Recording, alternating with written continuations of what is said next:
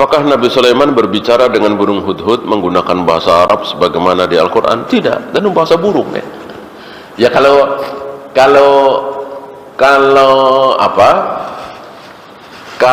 bahasa Arab ya semuanya bisa. Ya, artinya bukan mukjizat Nabi Sulaiman, tapi pendengaran doang. Gitu. Ini mukjizat. Berarti diberikan bisa berbicara ya tentu dengan bahasa burung, bahasa semut dan seterusnya. Kalau bahasa Arab ya semua orang bisa, semua orang Arab bisa. Gitu. Apakah burung hudhud juga berbicara dengan Ratu Bilqis? Zahirnya tidak ya. Zahirnya tidak, cuman mendengar kan. Hudhud cuman mendengar apa yang disampaikan, apa yang dibicarakan oleh Bilqis. Setelah mendengar lalu disampaikan kepada Nabi Sulaiman alaihi salatu wassalam.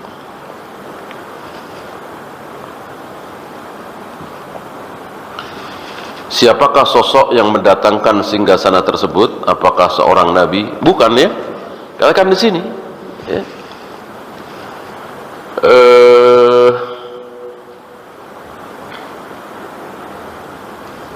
Alladzi indahu ilmun minal kitab.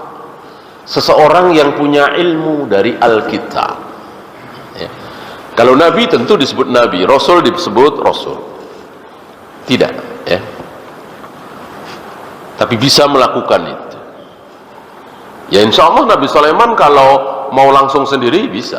Tapi kan justru untuk menunjukkan kebesaran beliau, artinya yang di bawah beliau saja bisa, ngapain beliau kan gitu. Ya. Kalau bisa dilakukan oleh kapten, letnan, ngapain dilakukan oleh jenderal? Kan gitu. Jenderal itu melakukan sesuatu yang kapten nggak bisa, letnan nggak bisa, kolonel nggak bisa, baru jenderal.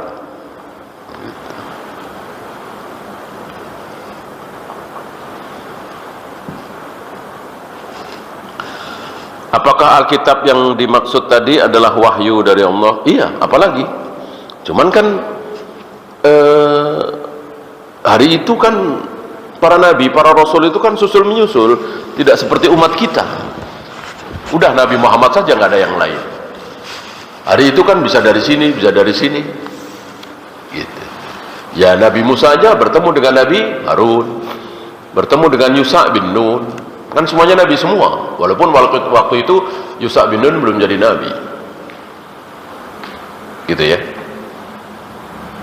Kemudian tadi Nabi Yusuf bertemu dengan ayahnya yang Nabi. Ayahnya Nabi Yakub bertemu dengan ayahnya lagi Nabi Ishak, sama-sama Nabi. Nabi Ishak bertemu dengan ayahnya Nabi Ibrahim, sama-sama Nabi. Itu yang kita tahu, itu yang dikisahkan dalam Al-Quran. Yang tidak, mungkin lebih banyak lagi para nabi, para rasul, tapi tidak dikisahkan dalam Al-Quran. Yang dalam Al-Quran kan kira-kira 25. Sementara jumlahnya, masih ingat? Jumlah para nabi, para rasul secara keseluruhan 124.000. 124.000 nabi dan rasul. Yang dikisahkan dalam Al-Quran dan hadis sedikit sekali, sangat sedikit sekali. Entah ini yang mana. Ya. Tapi dari sini kita tidak boleh menduga-duga. Oh bisa saja itu Siddhartha Gautama itu nabi. Kita kan nggak tahu. Yang nggak tahu ya jangan meraba-raba. Namanya juga nggak tahu, udah diem aja. Ya, nggak usah meraba-raba. Ya kalau Nabi masa mengajarkan seperti itu. Ya.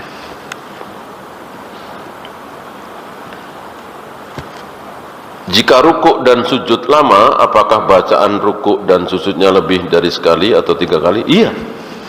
Iya. Nggak mungkin kalau baca Subhana Rabbiyal A'la 3 kali, Subhana Rabbiyal Azim 3 kali, lalu hampir sama dengan apa? Dengan berdirinya. Dengan berdirinya. Kan riwayat Hudzaifah seperti itu kan. Nabi membaca Al-Fatihah, habis itu membaca Al-Baqarah sampai selesai. Hudzaifah awalnya mengatakan paling 100 ayat udah, nggak taunya sampai selesai. Selesai Al-Baqarah langsung ruku? Tidak, dilanjutkan dengan An-Nisa, loncat. Dilanjutkan dengan An-Nisa. An-Nisa selesai, mundur Ali Imran. 3 surat panjang dibaca sekali berdiri. Berapa jam itu? Baru beliau ruku. Rukunya berapa detik, berapa menit? Kata Hudzaifah nih, hampir sama dengan berdirinya. Kalau berdirinya sejam, ya mungkin 3/4 jam. Ya, hampir sama. Mustahil membaca Subhana Rabbiyal Azim 3 kali. Ya, ini istilahnya makna al-mutabadir. Makna yang cepat ditangkap, nggak mungkin. Maka diulang-ulang Subhana Rabbiyal Azim. Subhana Rabbiyal Azim. Subhana Rabbiyal Azim. Subhana Rabbiyal Azim. Atau Subuhun Kudus. Atau Subhanakallahumma Rabbana wa bihamdika Allahumma ighfirli. Terus diulang-ulang. Itu makna mutabadir. Ada lagi? Silakan. Assalamualaikum.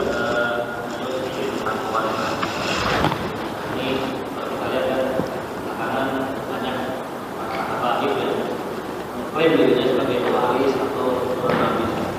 Terlepas dari perdebatan apakah beliau itu memang benar seorang nabi atau bukan, masalah konfliknya, seandainya memang ada yang dikatakan memang ada ketahuan misalnya memang seorang nabi, ada apa terhadap seorang nabi, kemudian apa sih yang kita dapatkan dari seorang nabi tersebut, apakah bisa berkah atau tawasul atau sebagainya, itu gimana?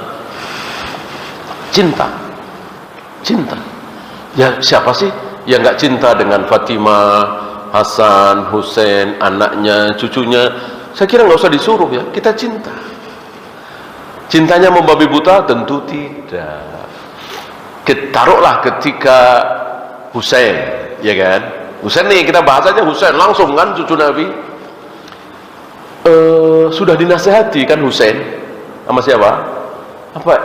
Sama Ibnu Abbas dan beberapa sahabat, jangan berangkat, udah di sini aja di Madinah. Ya, kan diundang Husain, ditunggu-tunggu katanya oleh kaum muslimin di Karbala, di Irak, di Kufah. Ibnu Abbas sudah menasihati, jangan, udah di sini aja, banyak pembohong di sana. Husain tetap bersikukuh berangkat. Ya, nah tentu kita lebih lebih respek kepada Ibnu Abbas daripada Husain. Walaupun Husain cucu Nabi secara langsung, anak dari Fatimah. Karena bukan langkah yang tepat untuk berangkat, udah di situ saja. Ngapain? Nah, akhirnya terjadilah apa yang terjadi, antum tahu kan? Dibantai habis keluarga. Karena pembohong orang-orang sana itu. Dan itulah yang Rafidhah itu. Bikin sendiri, caci maki sendiri. Luar biasa Rafidhah. Jahatnya, kelakuannya, biadabnya. Ya, persis Yahudi lah. Emang agama bikinan Yahudi, agamanya Abdullah bin Sabah. Syiah itu dinus Syiah, agama Syiah, dinur Rafidhah. Ya. Nah, apalagi anaknya Husain, cucunya Husain, cicinya Husain terus kemari, ya tentu dengan kacamata Al-Quran dan Sunnah. Kita tahu persis nih, ini keturunan Rasulullah yang ke-100 taruhlah. Tapi dengar azan masih main gaple misalnya, masih urusan dunia, ya tentu kita salahkan. Walaupun keturunan Nabi, kan gak ada dalil kalau keturunanku pasti baik, pasti manhajnya hak, pasti akidahnya sahihah. Gak ada dalil seperti itu.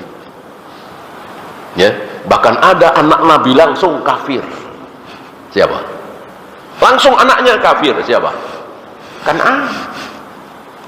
Kan'an, anaknya Nabi Nuh kan? Langsung. Ya, Nabi Nuh dengan Nabi Muhammad bedanya apa? Sama-sama Nabi, sama-sama Rasul.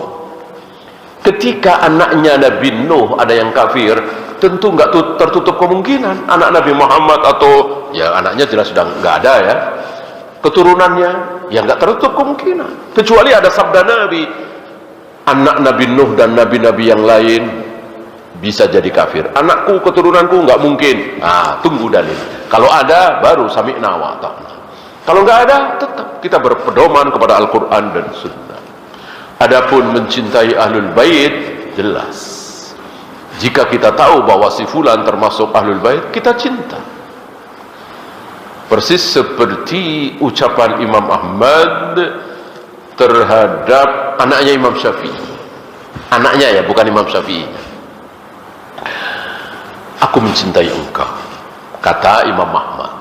Kenapa? Satu, engkau berilmu, anaknya orang berilmu, Syafi'i.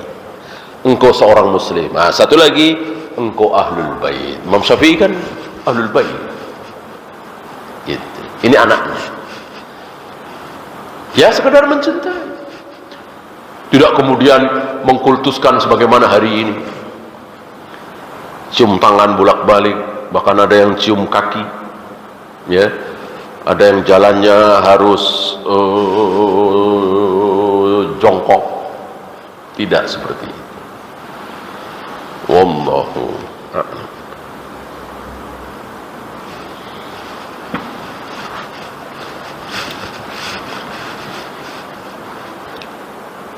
Ada lagi?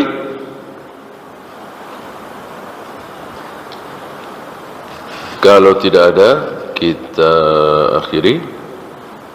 Subhanakallahumma bihamdika asyhadu an la ilaha illa anta astaghfiruka wa atubu ilaik. Assalamualaikum warahmatullahi wabarakatuh.